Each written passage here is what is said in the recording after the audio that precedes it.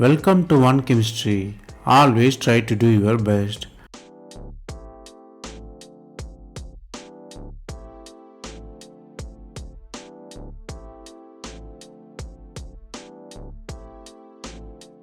Now, let us see about 100 concepts in organic chemistry.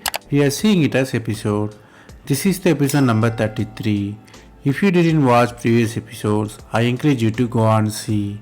Here, we solve 5 problems step by step. Stay tuned.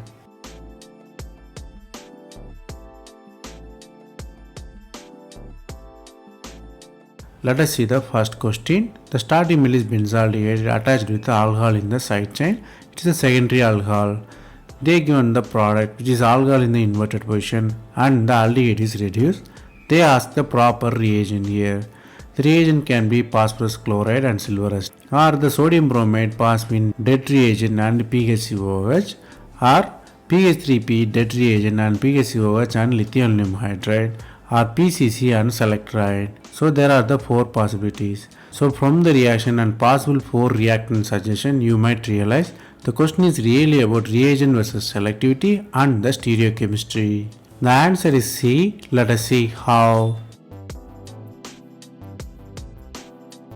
Here you have benzaldehyde and alcohol, 2 functional groups are there. You have to product one group when doing the other reduction, but it is very difficult.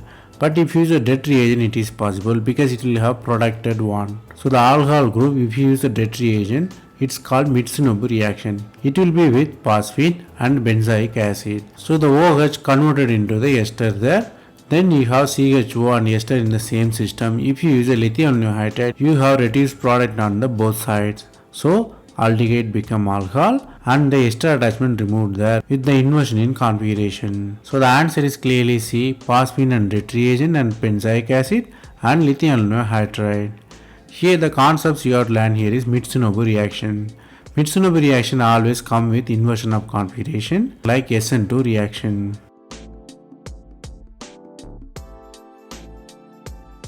Then let us see the next question. The starting middle is cyclohexane attached with 2 alcohol and 2 tertiary butyl group. They are asking stable configuration.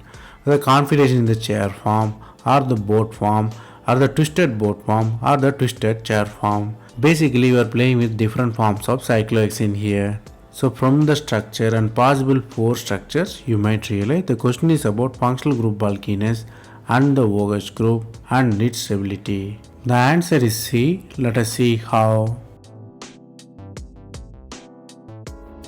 Here the starting middle RRC is there. We read out to the chair form. Chair form you have everything above the chain. But it is very strainful because of bulky tertiary butyl group. The bulky tertiary butyl groups are very strainful. It will be very stable if both are separated. So the twisted boat form is stable. Further, the hydrogen bond also stabilizes the structure. So the structure already forced to twisted form. Further it is stabilized by hydroxyl group and its hydrogen bonding. So the answer is clearly C. Here the concepts you outline here is the bulky groups always should be kept away. Second thing is with the bulky group even the twisted forms are stable. Then let us see the next question. They are asking the compound give the base peak of 72 in the EI mass spectrum. Here they given the 4 compound which attach with carbonate. The side chains are varying. Whether it is a tertiary butyl group or just an alkyl group or just an isopropyl group or direct attachment to the tertiary butyl group. So there are the 4 possibilities. So from the base peak 72 and the fragmentation fashion, you might realize the question is really about special fragmentation. The answer is A. Let us see how. Here the question is basically a McLafferty rearrangement. It will be always occur in the mass spectra. Normally the gamma hydrogen in the delta form. So it will be a 6-member ring formation. The hydrogen transfer occurs there. So the hydrogen transfer occurring possibly discussed here. The D don't have gamma hydrogen, so it will be eliminated easily. So we have to do rearrangement in the ABC. So the gamma hydrogen is placed perfectly. You have the transfer of hydrogen and moving of double bonds. You have final product alkene there. So let us analyze enol and alkene. Here the compound A will have enol which has 72 molecular weight. So definitely it is our answer. So the answer is clearly A there. The other products will give but less of its value. So the answer is clearly A. Here the concepts you have to learn here is McLafferty rearrangement.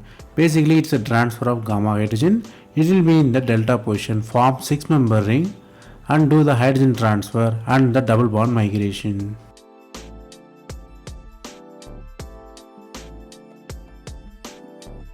Then let us see the next question. They given the analytical value. They given the IR value of 1736 and proton NMR and C13 NMR. Proton NMR shows that it has 5 different types of proton and C13 NMR shows that it has 5 different types of carbon. Proton NMR 1 decelerated proton is there which is 3.59. In C13 NMR it has 174 which is on the high end. So they given the 4 structure. 4 structures are esters. All the structures are attached with the end position bromine and D is bromine substitute on the middle one.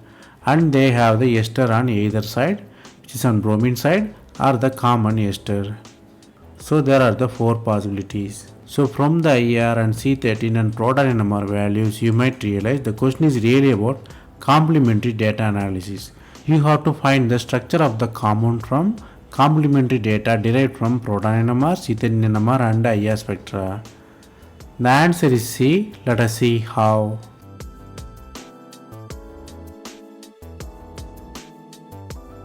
Here even proton NMR is enough to find the structure. Let us analyze the extreme there which is 3.59 which has singlet 3 hydrogen. If you look at the all structure, singlet 3 hydrogen possible only on C and D. So let us look at the another proton NMR values. D you have methyl group which should be on 3 hydrogen with triplet there.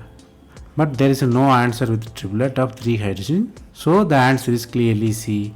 We found only by proton NMR here. So here the concepts you have to learn here is always you have to start from extreme values in the NMR either low or above and more data normally given to confuse you. Choose only the functional group and high end values.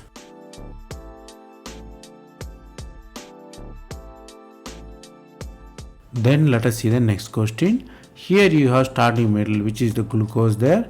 You are using methanol as a reagent with zinc chloride. You are doing methylation in the alcohol there. Basically they are asking which is the stable one, A or B, or what really happened to the orbital. Whether n electron donate to sigma star to form the product or n to sigma or A is major or B is major. So basically they are asking major product and the anomeric effect. So from the equation and the possible 4 answers you might realize the question is about special stability of glucose system versus its electron donation, the electronic states. The answer is C. Let us see how.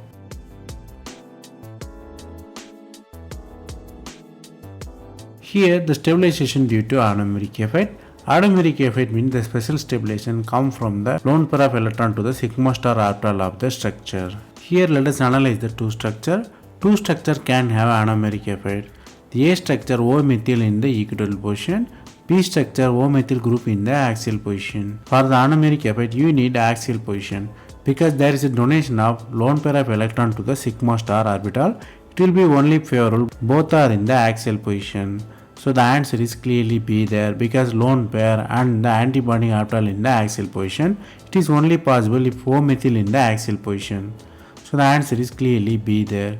So B is the major product and the electron transfer from lone pair of nitrogen to the sigma star of molecular orbital. Here the concepts you have to learn here is anomeric effect provide the extra stability. Anomeric effect only favorable if the substituents are in the axial form.